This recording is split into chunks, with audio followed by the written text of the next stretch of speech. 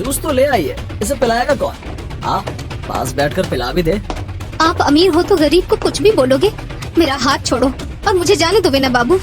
आराधना अपनी बीमार माँ शांता और छोटी दिव्यांग बहन उर्मी के साथ रहती थी। घर चलाने की सारी जिम्मेदारी उसी के कंधों पर थी और वो गन्ने के जूस की एक दुकान पर डिलीवरी गर्ल का काम करती थी। अब तुम्हारी माँ की तबीयत कैसी है आराधना? ये सुनकर आराधना की आंखों में आंसू आ गए और वो बोली, माँ की तबीयत तो ठीक नहीं है विकास बाबू, दिन पर दिन खराब ही होती जा रही है। तुम चिंता मत करो, परमात्मा सब ठीक करेंगे। ये कहकर विकास पैसे गिनने लगा और आराधना ने पूछा, कोई ऑर्डर है क्या? हाँ है, शांतिलाल की कोठी पर 10 ग्लास जूस पहुँचाओ। ठीक है, मैं अभी पहुंचा देती हूँ। ये कहकर आराधना गन्ने का जूस बनाकर शांतिलाल के घर देने चली गई और जब वो वहाँ से लौटी तो उर्मी पहले से ही उसके इंतजार में खड़ी थी।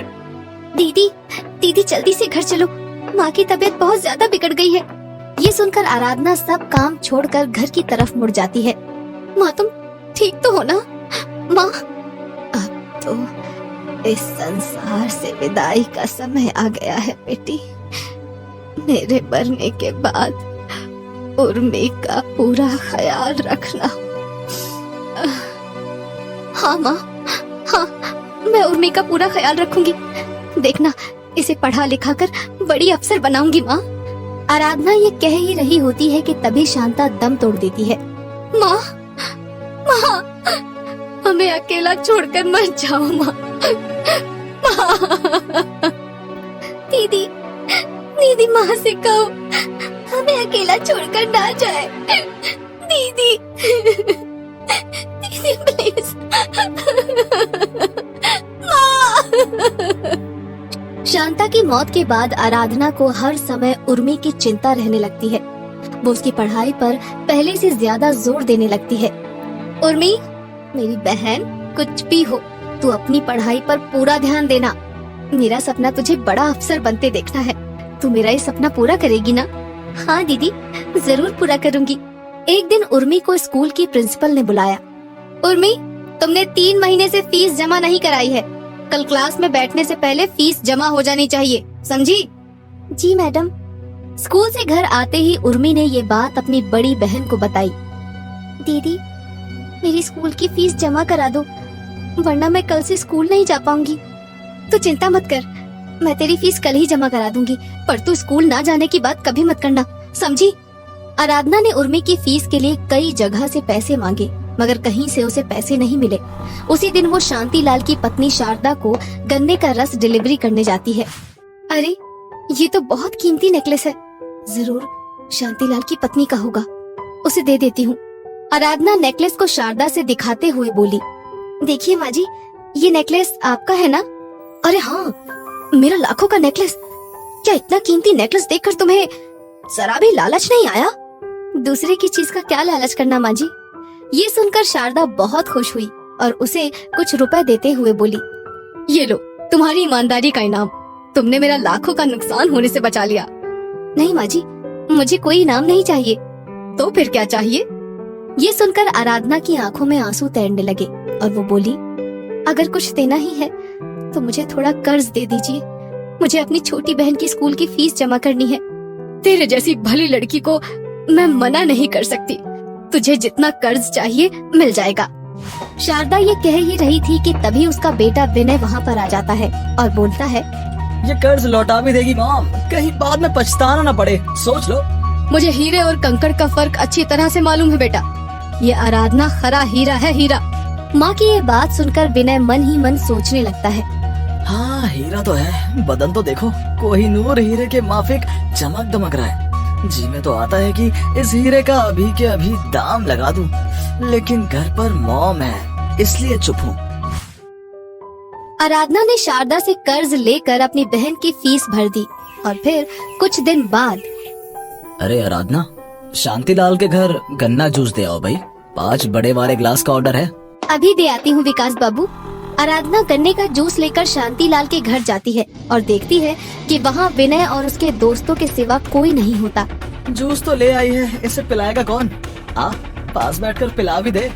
आप अमीर हो तो गरीब को कुछ भी बोलोगे। मेरा हाथ छोड़ो और मुझे जाने दो विनय बाबू। अगर मैं हाथ ना छोड़ू तो क्या करोगी? मैं चिल्लाऊंगी और तुम्हारी बदतमीजी के बारे में सबको बता दूंगी। अगर मैं तुमको मुंह मांगे पैसे दूं तो? ये सुनकर आराधना को विनय पर क्रोध आ जाता है। मैं एक इज्जतदार गरीब लड़की हूँ विनय बाबू, मैं कोई बाजारू लड़की नहीं जो तुम्हारे पैसे पर मर जाऊँ। अब बहुत हुआ, आगे एक शब्द भी मत बोलना, बस। तू क्या समझती है कि मैं तेरी धमकी से डर जाऊंगा? मेरे पास इतना पैसा है कि तेरे जैसी बीसियों को खरीद लूं। चल चुप करके आ इधर। ये कहकर विनय ने आराधना का हाथ पकड़कर अपनी तरफ खींचने की कोशिश की, मगर तभी वहाँ शारदा आ गई और उसे देखते ही आराधना फूट फूट कर रोने लगी। विनय, ये क्या है? कुछ नहीं माँ, मैं तो बस इसके साथ मजाक कर रहा था। आपके अमीर बेटे और इनके दोस्तों ने मेरे साथ जबरदस्ती करने की कोशिश की है माँ जी। ये सुनकर शारदा बोलती है, मेरा बेटा इतना नीचे गिर सकता है, मैं कभी सोच भी नहीं सकती थी। मैं इसे और इसके दोस्तों को अभी पुलिस के हवाले करती हूँ। रहने दीजिए माँ जी, मेरी इज्जत बच गई, वही बहुत है। कैसे रहने दूँ? किसी लड़की की इज्जत की क्या कीमत होती है, ये सबक तो इनको सिखाना ही पड़ेगा। ये कहकर शारदा ने पुलिस को फोन कर दिया और हम आराधना से माफी मांग लेते हैं मॉम, हमें पुलिस थाने मत भेजो प्लीज, हम आगे कभी ऐसी हरकत भूलकर भी नहीं करेंगे। ऐसे गंभीर अपराध के लिए माफी कोई मायने नहीं रखती बेटा, इसकी सजा तो तुम सबको भुगतनी ही पड़ेगी। इंस्पेक्टर, ले जाओ इनको। पुलिस विनय और उसके दोस्तों को थाने में ले जाती है और फिर शारदा आराधना के आगे हाथ जोड़कर बोलती है, बेटी, मैं अपने बेटे की करतूत के लिए बहुत शर्मिंदा हूँ, हो सके तो माफ कर देना मुझे। कसूरवार को तो आपने सजा दे दी है माँ जी, फिर आप माफी क्यों मांग रही हैं? क्योंकि मैंने उसे दौलत तो बहुत दी मगर संस्कार न दे सकी, जो दौलत से भी ज्यादा जरूरी है। ये कहकर शारदा रोने लगती है। अब क्या हुआ माँ जी, क्या बेटी से दूर होने का दुख सताने लगा है आपको? दूर होने का नहीं, बल्कि उसके भविष्य की चिंता सताने लगी है बेटी। मैं तो उसके लिए तुम्हारा हाथ मांगने वाली थी, मगर निकम्मे ने सब चौपट कर दिया। ये सुनकर आराधना चौंक जाती है। मेरा हाथ माँ जी? पर मैं तो बहुत गरीब लड़की हूँ, पर गुणों और विचारों में हमसे बहुत अमीर हो।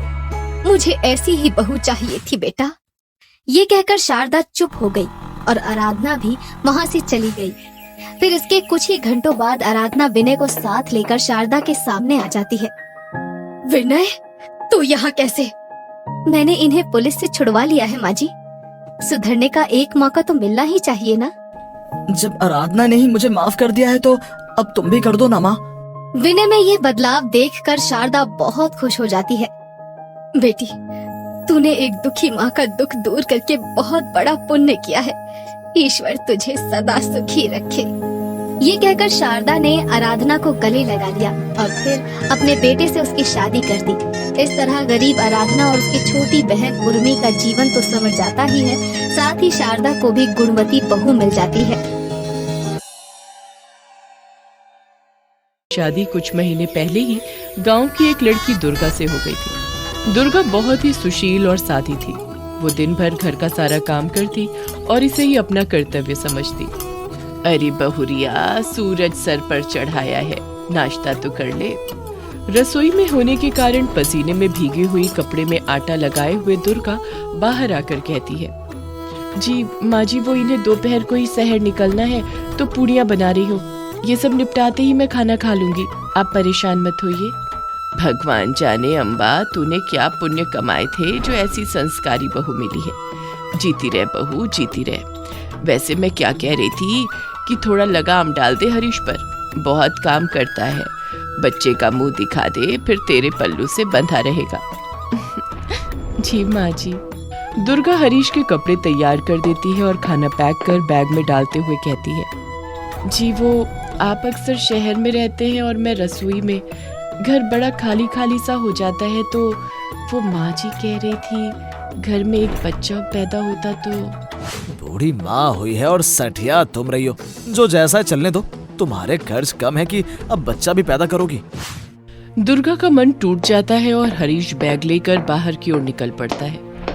उसे इस तरह गुस्से में जाता देख अम्बा दुर्गा से कहती है, अरे बहू, हरीश इतनी जल्दबाजी में क्यों निकला? अभी तो ट्रेन आने में काफी वक्त है। माँ जी वो मैंने बच्चे की बात की ना, इसलिए। ये सही नहीं है बहू। बच्चे के नाम से वही मर्द चिढ़ता है जिसके दिल में कोई और हो। तू हरीश के पीछे पीछे जा, मुझे कुछ गड़बड़ लगती है। दुर्गा छिपकर हरीश का पीछा करती है और ट्रेन के डिब्बे में किसी विलायती लड़की को हरीश से गले लगते देख लेती है। मैं तुम्हें लेने आ गई, कैसा लगा सरप्राइज हरीश डार्लिंग? यहाँ नहीं, ये मेरा गांव है, यहाँ सब मुझे जानते हैं, ये सब शहर में। अब तो मैं तुम्हारा ही हूँ। दुर्गा ये सब देख लेती है और घर आकर अम्बा को सब बताती है। अब की बार आने दे, इस सयाश को 2 तमाचे लगाऊंगी, ठीक हो जाएगा। ये आए ही नहीं तो माँ जी।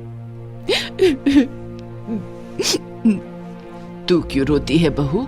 कुछ नहीं होगा, मैं तेरे ससुर जी से बात करती हूँ। अगले दिन दरवाजे पर दस्तक होती है और हरीश दुर्गा की सौतन के साथ दरवाजे पर खड़ा होता है। ये सब क्या है हरीश? ये सब नहीं आंटी जी, मैं हूँ हरीश की वाइफ। मैंने ही घर आने की जिद की, अब कितने ही दिन रिश्ते को छिपाएं और क्यों? अभी अब डंडा पड़ेगा तो सुधर जाएगा तू। क्या ये सब? ये संस्कार दिए थे मैंने तुझे। जी आप चुप रहिए, हालात और बिगड़ सकते हैं। आपको कोई दिक्कत है मेरे रिश्ते से तो मैं और मेरी बीवी नैन्सी वापस चले जाते हैं। मेरे बारे में तो सोचिए जी, मेरा क्या होगा? आप क्यों जाएंगे कहीं? मैं ही चली जाऊंगी यहाँ से। अम्बा दिमाग की बहुत तेज थी, वो वक्त की नजाकत को समझ चुकी थी। ये नैन्सी बड़ी चालाक है, इतनी आसानी से हरीश का पीछा छोड़ने वाली नहीं है ये। अगर हरीश को अपने साथ ले गई तब तो कोई रास्ता नहीं बचेगा। अब हरीश के दिल में दुर्गा के लिए वो जगह बनानी ही होगी जो नैन्सी की है। अगली सुबह रोज की तरह दुर्गा उठकर भजन से दिन की शुरुआत करती है। ओह गॉड माय हेड, ये कौन पागल सुबह सुबह गाना गा रहा है? दुर्गा और कौन? हर सुबह 5 बजे वो पूजा पर बैठ जाती है। पर अब नहीं, अब ये मेरा घर है, यहाँ वही होगा जो मैं चाहूंगी। नैन्सी गुस्से में जाती है और दुर्गा की चोटी पकड़कर उसे पूजा के स्थान से खींचकर बरामदे में ले आती है। माँ जी, ये मेरा घर है, कोई तुझे नहीं बचाएगा। तभी वहाँ अम्बा आती है। ठीक ही तो कह रही है नैन्सी बहू, रोज सुबह सुबह गला फाड़ने लगती है। हम सब सो रहे हैं, जगाने मत आना। और हाँ, नाश्ता नैन्सी बहू के मन का बनेगा, समझी? और नैन्सी बहू, तू क्यों इस पर हाथ उठाकर अपने हाथ मैले करती है? अम्बा को भी अपने खिलाफ देखकर दुर्गा टूट जाती है। वो कृष्ण जी के आगे बैठकर रो रही होती है कि तभी वहाँ अम्बा आकर उससे कहती है, जब घी सीधी उंगली से ना निकले तो उंगली टेढ़ी करनी पड़ती है बहू, और तुझे भी उंगली टेढ़ी करनी होगी। वो औरत बनना होगा जो हरीश को अपनी ओर खींच ले। ये अच्छाई का चोला छोड़ और लड़ अपने लिए, बाकी मैं संभाल लूंगी। ये ले कुछ पैसे और नैन्सी जैसे कपड़े खरीद ला और पार्लर होते हुए आना। दुर्गा अपनी सास की बात मानकर एक शहर की लड़की का गेटअप ले लेती है और घर आती है। उसकी पहली झलक ही देखकर हरीश के होश उड़ जाते हैं। अरे कोई नाश्ता दे दो। मैं कोई काम वाली नहीं हूँ, अपनी बहू से नाश्ता बनवा लीजिए। ज्यादा जबान चल रही है तेरी, फिर से खींचू बाल। हाथ लगा कर तो दिखा। कानूनन हरीश की पहली बीवी मैं हूँ, तो अगर मैं पुलिस स्टेशन गई तो तेरा पति होगा जेल में और तू अपने घर। बाहरी औरत कहीं की। ये कहकर दुर्गा नैन्सी को एक तमाचा लगाती है और नैन्सी चूं भी नहीं कर पाती। ससुर जी, एक घर में बस आप हैं जिसने मेरी तौहीन नहीं की, पर अब आपसे भी मेरा कोई रिश्ता नहीं है। पर आप बड़े हैं तो बताकर जा रही हूँ कि शर्मा जी के घर में भजन संध्या में मुझे गायिका के तौर पर बुलाया गया है। अब किसी के चक्कर में मैं क्यों अपना टैलेंट वेस्ट करूं? दुर्गा भजन संध्या के लिए निकल पड़ती है। आए दिन उसे कहीं न कहीं से गायिका के तौर पर बुला लिया जाता और दूसरी ओर नैन्सी पर हरीश के घर का सारा बोझ आ गया था। हरीश डार्लिंग, वो हमें एक नौकरानी रख ले क्या? तुम्हें ही आना था यहाँ। आज तक तो इस घर में कोई नौकरानी नहीं थी। दुर्गा कैसे सब संभाल लेती थी, और इस झमेले में मैं भी सही से काम नहीं कर पा रहा तो कहाँ से आएगी मेड? तो मुझे क्या पता था तुम ऐसे भूखे नंगे निकलोगे। अरे गर्मी अपनी दुर्गा पर दिखाना, वो होगी तुम्हारे पैर की जूती, नैन्सी नहीं है। दुर्गा अपनी कमाई से अलग घर लेकर वहीं रहने लग जाती है। उसके बढ़ते स्टैंडर्ड को देखकर नैन्सी को और गुस्सा आता था और हरीश और उसकी लड़ाई बढ़ती ही जाती थी। और फिर एक दिन, लोहा गरम, अब हथौड़ा मार देते हैं। अम्बा अपने दूर के एक रिश्तेदार के बेटे को फोन लगाती है जो शहर में रहता था और उसे अमीर कॉन्ट्रैक्टर बनवा कर गाँव में बुलवाती है। अनिल अपने एक आदमी को प्लान के मुताबिक हरीश के घर भेजता है। हरीश जी हैं क्या? हमारे सर आए हैं गांव से प्लांट बनवाने, उन्हें कुछ लोगों की जरूरत है। तो पता चला हरीश जी को इस काम की नॉलेज है और जॉब की तलाश भी, तो अगर एक बार बॉस से मिल लेते तो अच्छा रहता। आपके बॉस का क्या नाम है? अनिल, लंदन रिटर्न है। नैन्सी का मन अब हरीश से ऊब चुका था और अनिल का नाम सुनते ही वो बन सवर कर अनिल के ऑफिस के लिए निकल पड़ती है। साइट की नॉलेज तो मुझे भी है और अगर इतने बड़े आदमी के साथ रहने का मौका मिले तो इन पर तो मैं 100 हरीश न्योछावर कर दूं। नैन्सी बन सवर कर अनिल के ऑफिस के लिए निकलती है। नैन्सी के घर से जाते ही अम्बा हरीश को उसके लिए आए जॉब ऑफर के बारे में बता देती है और हरीश भी अनिल के ऑफिस के लिए निकल पड़ता है और वहाँ जाकर नैन्सी को अनिल से फ्लर्ट करता देख लेता है। तो यही है तुम्हारा असली रूप। तुम्हारे कारण मैंने दुर्गा जैसी भोली लड़की को छोड़ा था, आज मैं तुम्हें छोड़ता हूँ। ये कहकर हरीश वहाँ से सीधा दुर्गा के पास जाता है और अपनी गलती के लिए माफी मांगता है। दुर्गा को जिस घड़ी का इंतजार था वो आ गई थी। मैं आपसे कभी नाराज ही नहीं थी जी, कभी भी नहीं। चलिए घर चलते हैं। हरीश और दुर्गा फिर से एक हो जाते हैं और खुशी खुशी रहने लग जाते हैं।